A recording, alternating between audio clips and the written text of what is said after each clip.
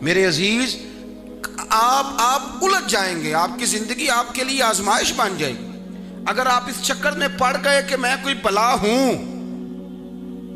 بڑا بڑا سمجھدار آدمی اور بڑی بڑی خانقاہ کا نام لینے والا جب وہ چوک میں کھڑا ہوتا ہے نا کہ پہلے میرا استقبال کرو پھر میں جاؤں گا، تو محسوس ہوتا ہے کہ ابھی کچا ہے، ابھی کچا ہے، ابھی مزہ نہیں آیا، کاش یہ پک جاتا۔ حضرت عمر بن عبدالعزیز رحمۃ اللہ علیہ تشریف فرماتے تو خادم آپ کے پاس بیٹھا تھا۔ اب خادم کو بندہ خدمت کرائے نا تو پھر وہ خادم کس بات کا۔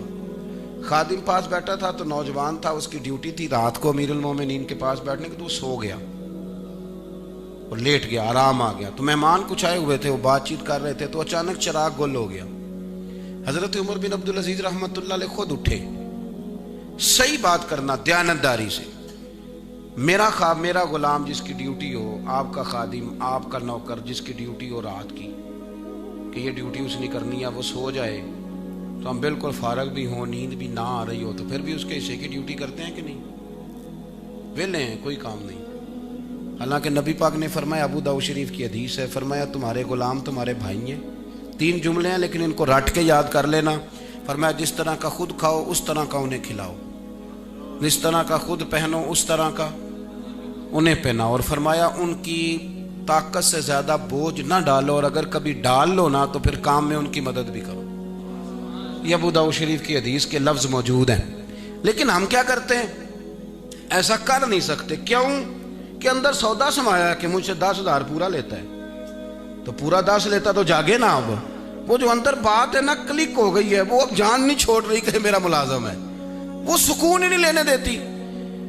حضرت عمر بن عبدالعزیز، وہ خادم سو گیا، اٹھے، چراغ بند ہو گیا، خود اٹھ کے گئے تو وہ جو ملنے آیا تھا، ظاہر ہے بادشاہ کو ملنے آیا تھا تو کوئی بڑا آدمی ہوگا نا، وہ کہنے لگا اسے جگائیں، تو آپ فرمانے لگے میں جو جاگ رہا ہوں۔ جا کے آپ نے نا وہ دیا سلائی کے ساتھ چراغ دوبارہ جلایا، اور جب جل گیا واپس آیا تو کہنے لگا جناب اس طرح تو یہ نکما، فلسفہ بھی بڑا لوگ بیان کرتے ہیں، نکما ہو جائے گا، آپ خود ہی چلے گئے چراغ جلانے، خود ہی۔ تو حضرت عمر بن عبدالعزیز کا ایک جملہ تاریخ نے محفوظ کر کے ہمیشہ کے لیے زندہ رکھا ہے۔ آپ فرمانے لگے جب میں گیا تھا تب بھی عمر بن عبدالعزیز ہی تھا، اور چراغ جلا کے آیا ہوں تو تب بھی میں عمر بن عبدالعزیز ہی ہوں، میرے اندر کوئی تبدیلی آئی۔ اور فرمایا جب یہ جاگ رہا تھا پھر بھی میرا غلام تھا، اور سو گیا تو غلام پھر بھی میرا ہی ہے۔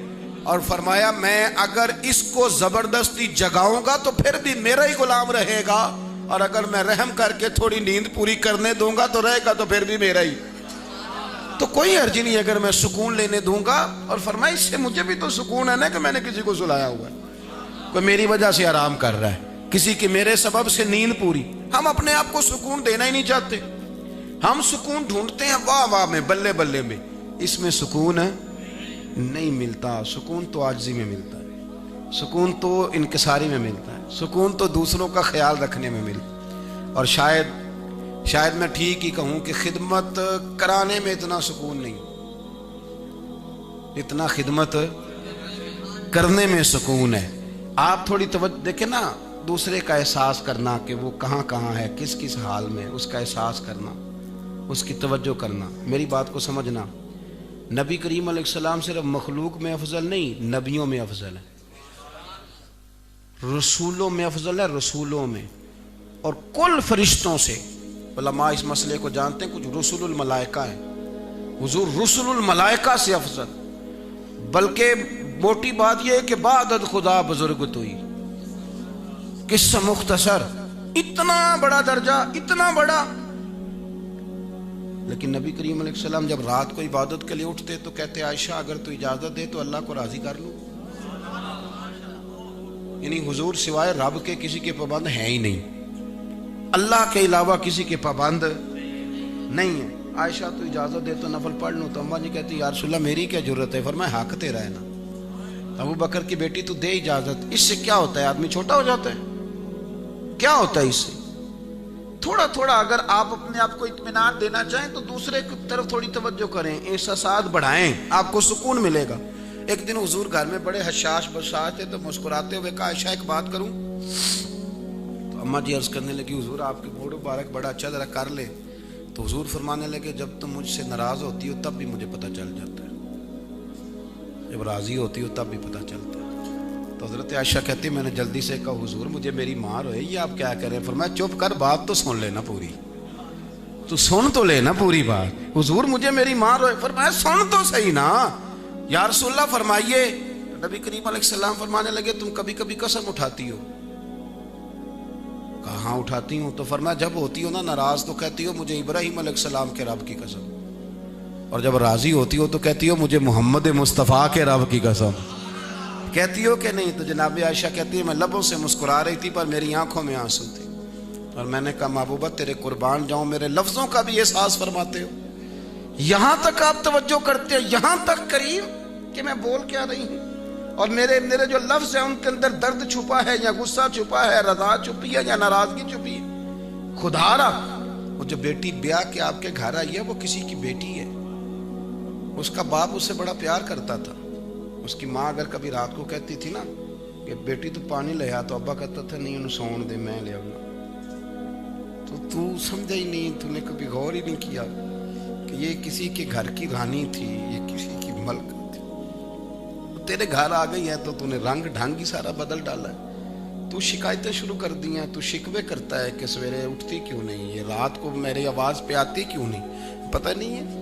کہ رسول کریم علیہ السلام کے وہ احساس کی شدت۔ فرمایا عائشہ میں تیرے لفظوں، سیدہ عائشہ صدیقہ فرماتی ہیں میری طبیعت شدید علیل تھی، میں لیٹی ہوئی تھی، حضور آئے اور آ کے فرمایا عائشہ میں نے کھانا کھانا ہے، روٹی بنا دو۔ میں نے عرض کی یا رسول اللہ میرے سر میں درد ہے، تو میں اٹھتی ہوں حضور اس لیے لیٹی تھی، قربان جاؤں کریم رسول کے طریقوں پر۔ فرمایا لا مجھے آٹا دے، میں تجھے آٹا گوندھ دیتا ہوں، تو مجھے روٹی پکا دے۔ لا نا لا میں تجھے آٹا گوندھ دوں۔ دوستو احساسات، پیار اگر کبھی بن کے بیٹھ جاؤ گے تو کیا ملے گا؟ ہم نے نا اپنی طبیعتوں کو اتنا بڑا کر لیا ہے کہ ہمارے بچے بھی پریشان ہیں، ہمارے گھر والے پریشان ہیں، ہماری بہو آ گئی ہے تو وہ کئی دفعہ شکوہ کرتی ہے کہ پیر صاحب حاجی صاحب کو سمجھائیں، کوئی بات کریں، اور ہمارا داماد کئی دفعہ ہم سے پریشان۔ کیوں ہم بوجھ بنتے ہیں لوگوں کو؟ کیوں ہم نے اس طرح کا رویہ بنایا؟ میرے رسول کریم سید عالم صلی اللہ تعالی علیہ وسلم نے لوگوں کو یہ کہا کہ تم اپنے غلام پر بھی اس کی طبیعت سے زیادہ بوجھ، اس کی طبیعت سے زیادہ اس پر بوجھ، وہ تمہارا بھائی ہے، وہ تمہارا دوست ہے۔ اور صحابہ یہ اطمینان لیتے تھے۔ مولا علی شیر خدا، بس بات سمیٹنے لگا ہوں، توجہ ہے میری بات پر۔ حضرت علی شیر خدا غلام کو کہنے لگے چل بازار چلیں خریداری کرنے۔ غلاموں کے ساتھ بھی شاپنگ ہوتی ہے، یہاں تو لوگ ڈرائیور کو تو انسان ہی نہیں سمجھتے، اس کو گاڑی میں بٹھا کے دعوت کھانے جاتے ہیں، کتنی روٹیاں کھا لے گا، کیا مثلاً ہو جائے گا، یعنی کھانا کھانے گئے ہیں تو اس کو گاڑی میں بٹھا دیا۔ یہ ہمارا مزاج ہے، یہ ہمارا منصب ہے، یہ ہمارا طریقہ بن گیا۔ تو حضرت علی اپنے غلام سے کہنے لگے چل پتر خریداری کرنے چلے۔ اس نے کہا جی چلیں۔ وہ خادم کہتا ہے جب ہم بازار گئے تو حضرت مولا کائنات نے 2 جوڑے کھدر کے کپڑوں کے 2 جوڑے خریدے، ایک مہنگا تھا ایک سستا تھا۔ فرماتے ہیں میں سمجھ گیا مہنگا آقا کا ہے، سستا غلام کا ہے۔ فرماتے ہیں وہ کپڑے لیے اور ظاہر میں غلام تھا، میں نے دونوں جوڑے اٹھائے، واپس گھر کی طرف آئے تو وہ چوک آ گیا جہاں سے شیر خدا نے اپنے حجرہ نور میں جانا تھا، میں نے اپنے گھر جانا تھا۔ کہتے ہیں حضرت علی کہنے لگے میرے والا جوڑا مجھے دے دے۔ پکی بات تھی، میں نے مہنگا جوڑا دیا نکال کے حضرت علی کو، تو حضرت علی کہنے لگے یہ تو نہیں میرا، یہ تو نہیں میرا، میرا تو وہ دوسرا ہے، وہ والا دو۔ تو کہتے ہیں ایک بات میں نے بیان کی اور جواب میں ایک حضرت علی نے بھی بیان کی، ایک لاجک، ایک فلسفہ، ایک نظریہ میں نے بیان کی اور جواب میں پھر حضرت، توجہ ہے میری بات پر۔ کہتے ہیں میں نے عرض کی حضور مہنگا آپ پہنے، سستا میں پہنوں، وجہ کیا ہے، علت کیا ہے، سبب کیا ہے؟ تو غلام کہنے لگا جی سبب یہ ہے کہ آپ آقا ہیں میں غلام ہوں، لہذا مہنگا آپ کا اور سستا۔ تو حضرت علی کہنے لگے تو دوسرا سبب لگا نا، تو لاجک دوسری بیان کرنا، اور بھی تو ہے۔ اس نے کہا حضور وہ کیوں؟ فرمایا سستا مجھے دے دے، مہنگا تو رکھ لے، وجہ یہ ہے کہ میں بوڑھا ہوں تو جوان ہے، تو یہ والا فلسفہ رکھنا، میں بوڑھا ہوں اور تو یہ والا فلسفہ رکھ۔ تو وہ کہنے لگے حضور اب میرے پاس تو بات ہی کوئی نہیں رہ گئی کرنے کو، اس لیے کہ جو آپ نے بات بیان کی، حضرت حذیفہ بن یمان رضی اللہ تعالیٰ عنہ کہتے ہیں میں نبی پاک کے ساتھ گیا، گرمی کا موسم تھا، ایک سفر ہو رہا تھا، امام غزالی نے لکھا ہے رستے میں گرمی بڑی شدید تھی، تو حضور علیہ الصلوۃ والسلام کو سامنے کنواں نظر آیا تو کہا حذیفہ غسل نہ کر لے؟ میں نے کہا حضور کر لیں۔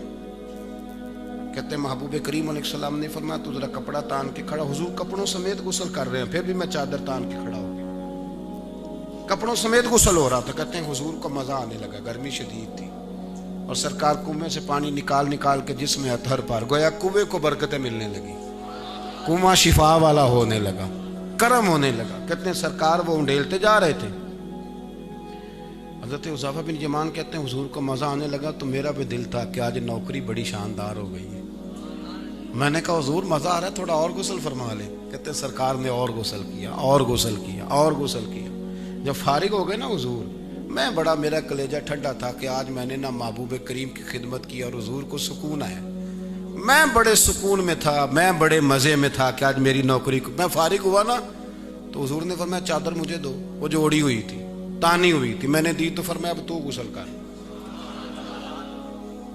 میں نے عرض کی یا رسول اللہ نہیں بس ہو گیا نا، تو نبی کریم فرمانے لگے مجھے اگر گرمی لگ رہی ہے تو بھی تو ساتھ ہی تھا نا، اور جب تک تو کھڑا رہا میں تیرے کانوں کے پیچھے پسینہ دیکھتا رہا، کر غسل۔ حضرت حذیفہ کہتے ہیں حضور نہیں چلیں، فرمایا میں کہہ رہا ہوں کرو تو کرو۔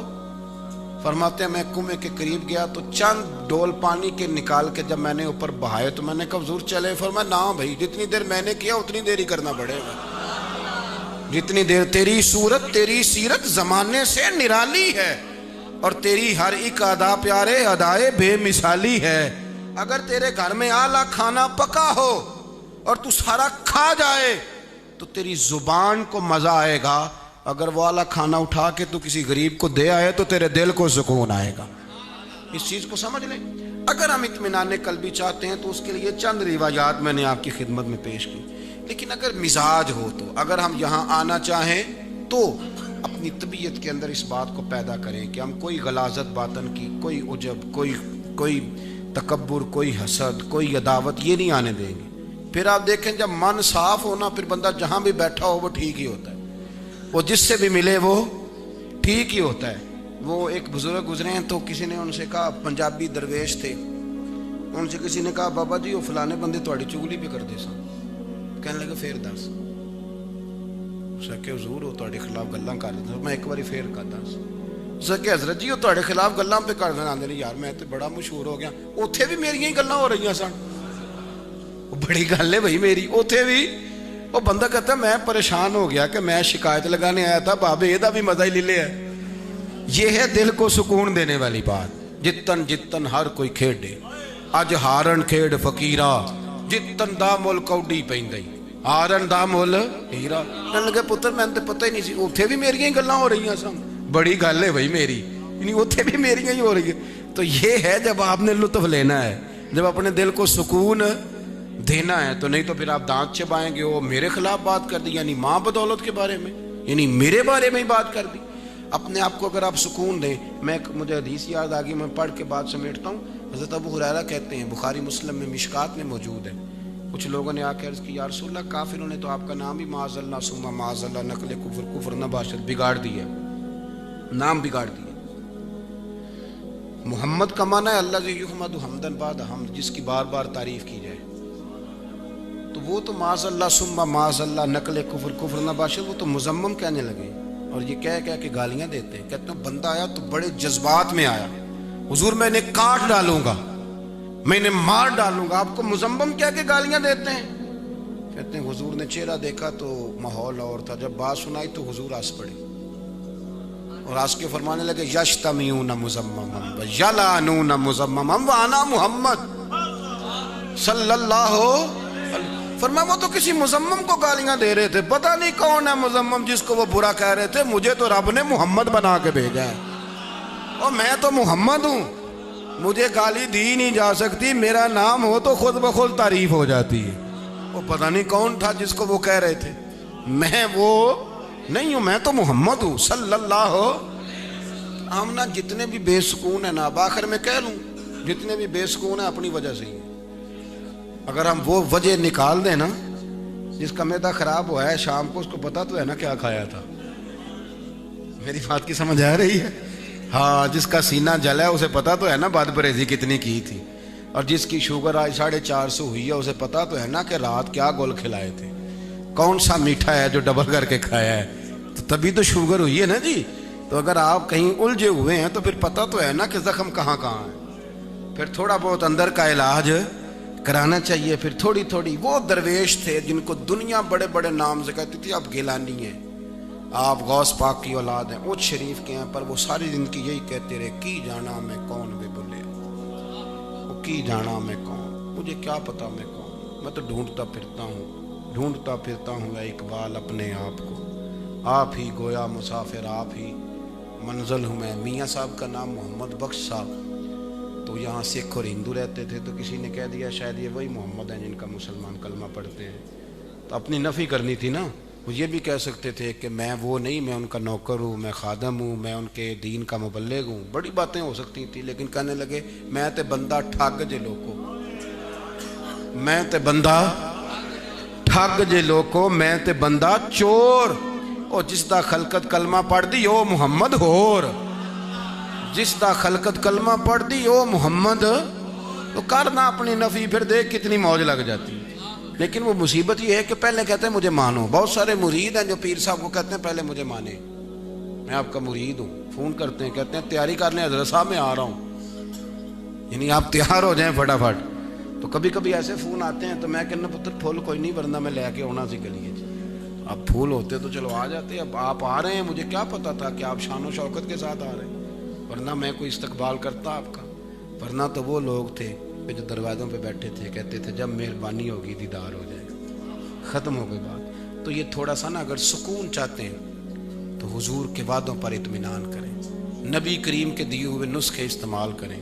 اور سب سے ضروری بات یہ ہے کہ جو اندر انا کا بت ہے نا، اس کو پاش کریں. یہ آپ کو کسی قابل نہیں چھوڑے گا. یہ انا تو اتنی بڑی ہے کہ ابو جال میں آ جائے تو محبوب کے ہوتے ہوئے کلمے سے محروم رہ جاتا ہے.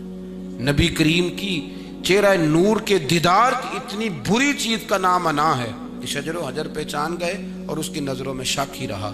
دعا کرتا ہوں گزر کیسا اللہ قبول فرمائے. میں بیٹھا ہوں جہاں بھول گئے اللہ در گزر فرمائے.